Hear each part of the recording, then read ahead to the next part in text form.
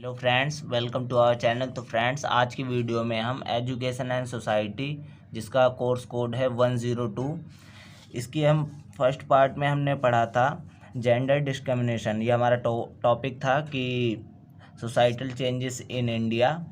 तो इसको हम टॉपिक को कर रहे थे, जिसमें हमने फर्स्ट टॉपिक को कंप्लीट किया था पिछले वाली वीडियो में। इसके अलावा आज हम सेकंड वाली वीडियो में पॉवर्टी को कंप्लीट करेंगे।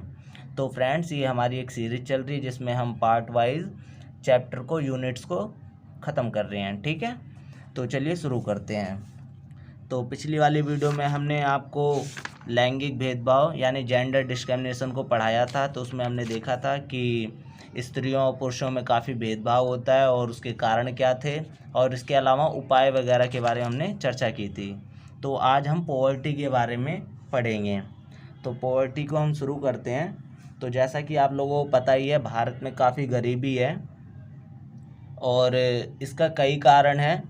तो इन सब कारणों को पढ़ेंगे और इसके अलावा हम जो पॉवर्टी होती है यानी गरीबी के किन किन टाइप्स की होती है गरीबी, इनके बारे में हम पढ़ेंगे। तो सबसे पहले यहाँ पर दिया गया है, निर्धनता भारतीय समाज की प्रमुख समस्या है जिसे शिक्षाविदों, समाजशास्त्रियों एवं अर्थशास्त्रियों का ध्यान अपनी तरफ खींचा है। तो मतलब इसमें ये बताया गया है कि पॉवर्टी एक काफ़ी बड़ा मुद्दा है अपने भारत समाज में। तो इसीलिए जो शिक्षाविद थे और समाजशास्त्री थे, तो इस टॉपिक को उन्होंने इंक्लूड किया है। इसके बाद समाज का एक बड़ा तबका इसकी गिरफ्त में है। गरीबी वह गरीबी है जो पर्याप्त भोजन तथा जीवन की अन्य मूलभूत आवश्यकताओं को प्राप्त करने में सक्षम नहीं है। मतलब इसमें बताया गया गरीबी वो होती है जिसमें जो लोग होते हैं वो मूलभूत आवश्यकताओं को प्राप्त नहीं कर पाते। इसका मापन अभाव के संदर्भ में किया जाता है। तो इसमें बताया गया है कि गरीबी का जो मापन है वो अभाव के संदर्भ में किया जा सकता है।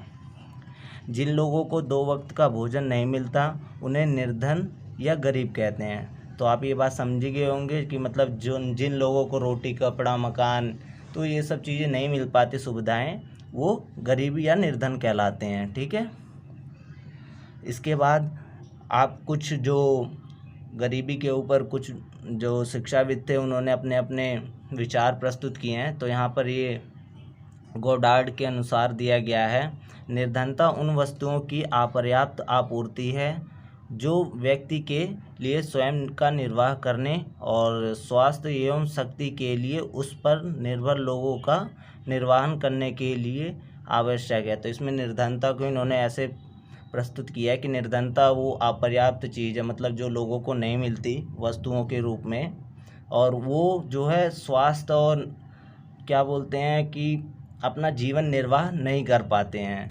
इसके बाद एडम स्मिथ के अनुसार उन्होंने भी अपनी परिभाषा दी है।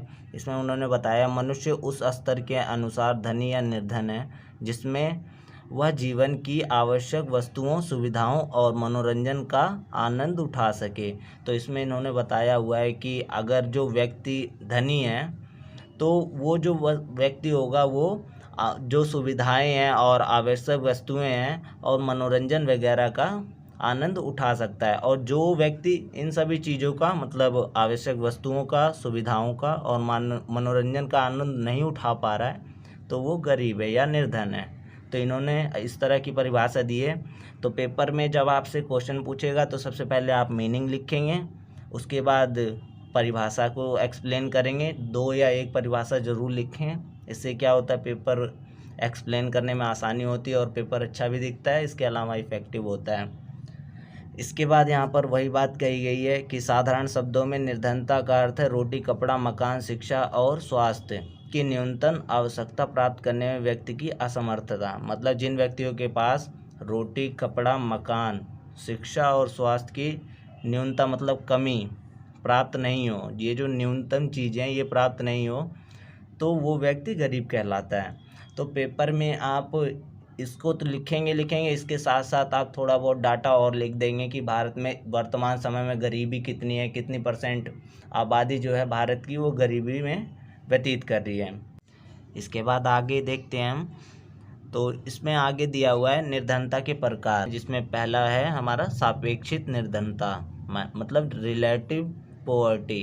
तो सापेक्षिक निर्धनता विभिन्न वर्गों, प्रदेशों एवं देश के संबंध में होता है। तो यहाँ पर ये बताया गया है जो सापेक्षिक निर्धनता है वो वर्ग, प्रदेशों और देश के संबंध में होता है। तो यहाँ एक देश का दूसरे देश के साथ कंपैरिजन किया जाता है कि ये देश या ये राज्य जो है ये एक दूसरे से कितने गरीब हैं या कितने अमीर हैं। इसके बाद हमारा सेकंड पॉइंट दिया हुआ है पूर्ण निर्धनता। तो ये दूसरा प्रकार है निर्धनता का। तो पूर्ण निर्धनता का अर्थ है व्यक्ति या परिवार के लिए जीवन की आधारभूत आवश्यकताओं का अभाव। तो पूर्ण निर्धनता का अर्थ यही है कि अगर एक व्यक्ति जो परिवार में रहता है और उसके परिवार को मूलभूत आवश्यकताएं नहीं मिल पा रही हैं और उसका अभाव है, तो वो पूर्णतः निर्धन है, मतलब पूर्णतः गरीब है। इसके बाद हमारा जो थर्ड पॉइंट दिया गया है निर्धनता का, जिसमें जीविकोपार्जन निर्धनता, मतलब जीवन को पार्जन निर्धनता, मतलब एकदम रेखा पे है, मतलब अपना जीवन जैसे तैसे व्यतीत कर रहा है। तो इसमें पढ़ लेते हैं, देखते हैं। पूर्णता निर्धनता को कभी जीविकोपार्जन निर्धनता भी कहते हैं। तो मतलब ये जो पूर्णता निर्धनता है इसे जीविकोपार्जन निर्धनता भी कहते हैं, क्योंकि इसमें सिर्फ जो व्यक्ति है उसे बस इतना ही मिल रहा है कि वो अपना जीवन व्यतीत कर सके। ठीक है, इसके बाद आगे देखते हैं।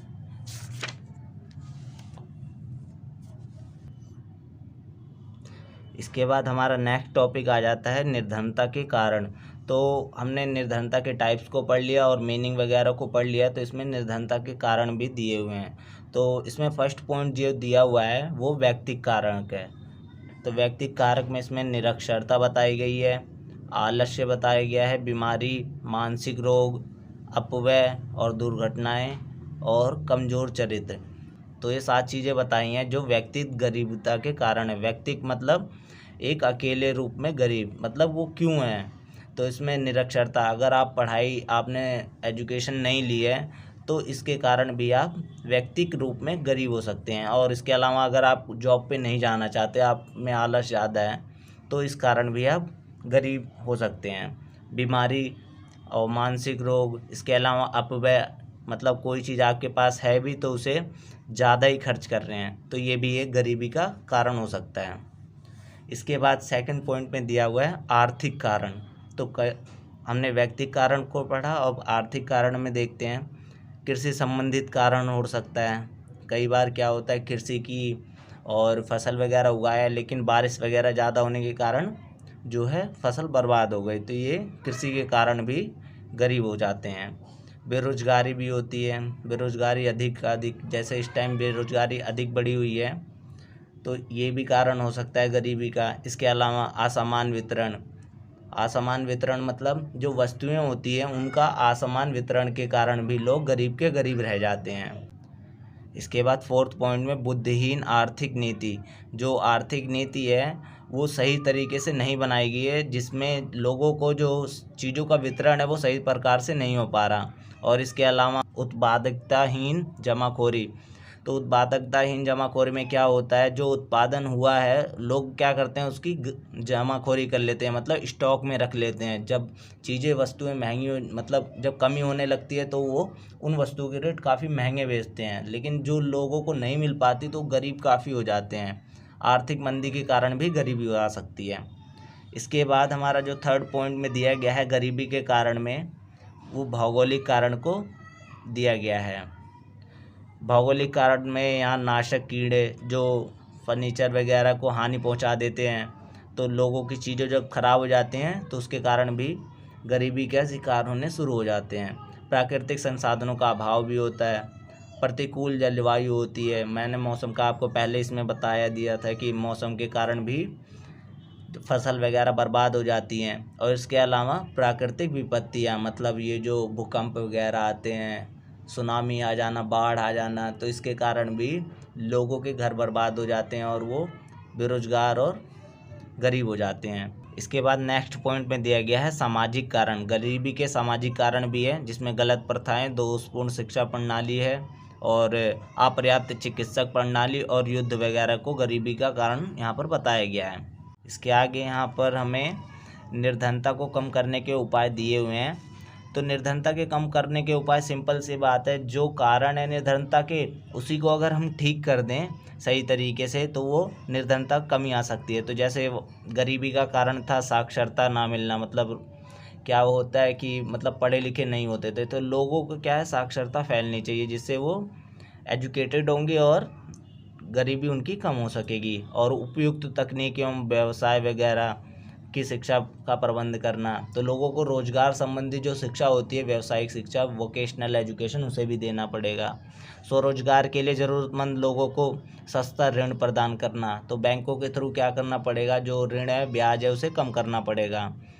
और इसके अलावा यहाँ पर कुछ और पॉइंट्स दिए गए हैं। जनसंख्या वृद्धि को नियंत्रित करनी होगी जिससे गरीबी वगैरह कम होगी और रोजगार के अवसर बढ़ाने होंगे।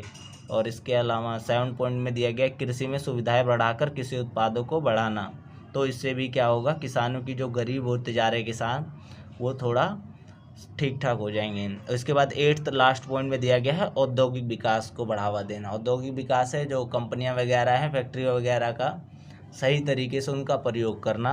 और अगर आपको इस वीडियो की PDF चाहिए तो आप हमारे टेलीग्राम को ज्वाइन कर सकते हैं। टेलीग्राम चैनल का लिंक डिस्क्रिप्शन में दिया गया है। तो फ्रेंड्स इसी के साथ हमारी वीडियो ख़त्म होती हुई। अगर आपको ये वीडियो पसंद आई है तो लाइक शेयर ज़रूर करें। आगे आने वाली नेक्स्ट वीडियो में हम नेक्स्ट टॉपिक को कवर करेंगे। तो मिलते हैं अपनी नेक्स्ट वीडियो में। Thank you.